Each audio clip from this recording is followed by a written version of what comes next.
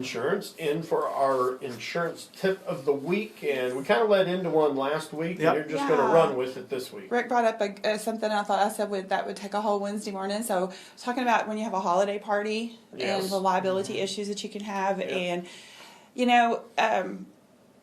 first we can talk about if you have one at your home, which obviously everybody needs to carry liability insurance on their homeowners, maybe an umbrella to have higher limits. But the best thing is to keep something bad from happening to start with, because nobody wants anybody to get hurt at their holiday party. So, it's the obvious thing. But it makes the best stories, though. Well, yeah, I guess. But nobody wants to end up at the ER instead of, enjoying your holiday party. So you'd rather be in eggnog and ER. Yeah, I like that. There you go. I like that. That's good. So can you get them to sign a disclaimer before they come to the party? Yeah, but that's kind of not. They don't work. Oh, you could. I don't know how much it would be. It's probably worth the paper it's written on, and besides, people might not want to come to your party if you make them do that. Hey, that could be a really good incentive. Let me mark that down. Or maybe I just took care of Christmas Eve, yeah. man. Or on the other hand, they could think, wow, I wonder what's going to happen at that party. I need to go. Maybe they're going to have fireworks or something. So just do what you need to do. Keep your guests safe. If don't have things outside that people can trip on. If we ever do get ice or snow, make sure that the walkway is clear. Just the obvious stuff. And salt does work. It does work. It does. Yeah, But the big thing that we think about, and the reason that we think about it is because this is the thing that gets most people in trouble, is alcohol. And so. This really, and the advice that I'm giving actually came from a law firm that is tips for businesses to keep from getting sued because of your holiday party. So some of it may sound a little intense, but I think this first one really applies definitely to a business party, but maybe even to a personal party.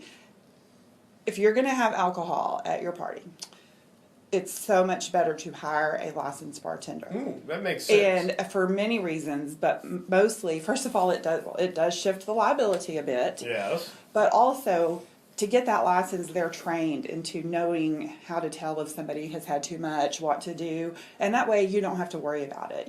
It's really not a good idea to just have a bar that people can just go up and serve themselves or anything like that with liquor that you've made available. But if you can get that licensed bartender, that helps so much. That's my number one suggestion. And we just had our office party for Bryan Insurance, and y'all may not know it, but y'all were there because the game was being played on the radio. We were working. You were there because we were listening to the game. I know you had us on air, but yeah. So we had it, and of course we had it at an establishment, but we did hire a bartender, and it just made it so much easier. We don't have to worry about that kind of stuff.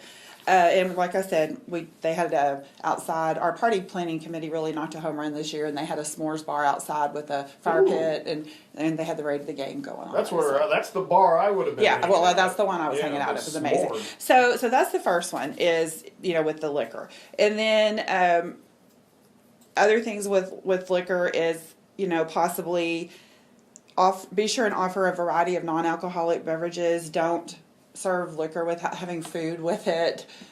Maybe consider using drink coupons or something like that to limit the number of drinks that somebody takes. And I would say, cut the alcohol off at least 1 hour, maybe 2 hours before the party is going to be over. And, if it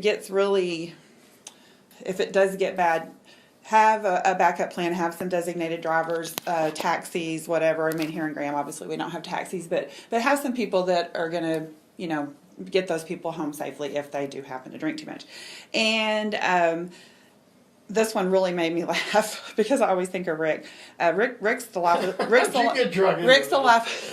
When you hear it, you'll see Rick's the life of the party, and it doesn't have alcohol, doesn't have anything to do with it. But it says, invite spouses and significant others, especially if you believe that their attendance will make it less likely those employees would engage in inappropriate conduct or excessive alcohol. You have a pastor at the party. I can see that. I'm the room monitor. Yeah. There you go.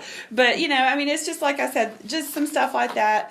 And I know I talked a lot about alcohol because that's just the one that can be most dangerous. But even alcohol or not, and this goes out to everybody, whether it's after an office party or just in general, is stay off the road. The U.S. Department of Transportation says the hours between midnight and 3 a.m. are when drunk driving accidents are most likely, and that's not during the holidays, that's any time. And I would think during the holidays, especially New Year's Eve, that kind of thing, it's going to be intensified.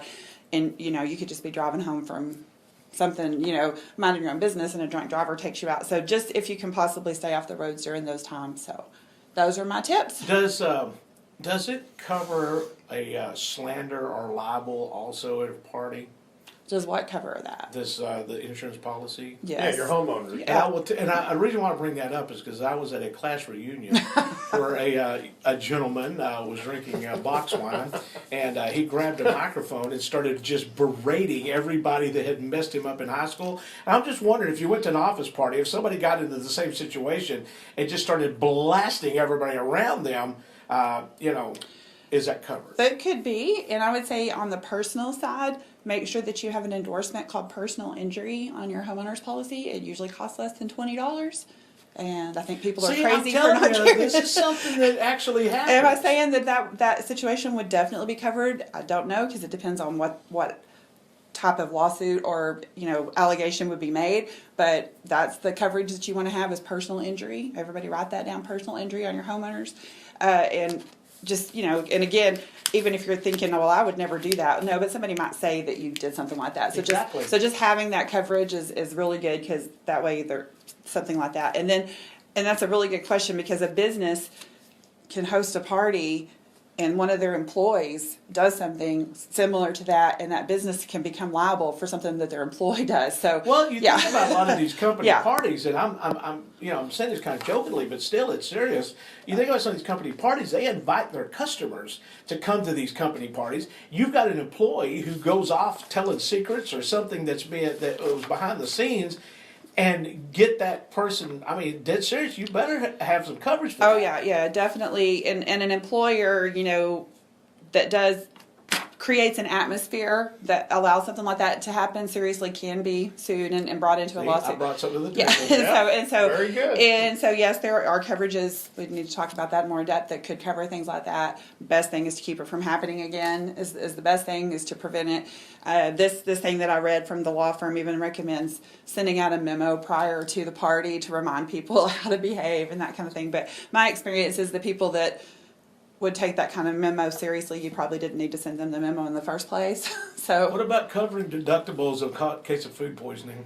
that's a whole different. That's Okay, next week. That's well, next we'll just instead of talking about deductibles, that's a really good point. Is if you're doing the food yourself, be really careful, and that's something else you might consider hiring somebody to do that knows what they're doing. Nobody would want me to be making the food for the office party. I probably wouldn't give anybody food poisoning. The food just wouldn't be very good. But seriously, that is a good point. You don't want to serve people food and make them sick, because you could be liable for that too. So good point, Rick. That's 2 good points I brought. That's up. right. See, That's you're right. sharper than you thought you were. That's right. It's just from hanging out with me all these years. Oh, that's it. I got you. Yep, I see that. Yeah. Okay, Sonia, how do we get a hold of you? Okay, so you can call us at 940-549-2525. Come Okay. see us, second floor, Sierra Bank Building in downtown Graham. Or visit us online at www.bryanins.com. All right, we'll see you next week. All right, thank you.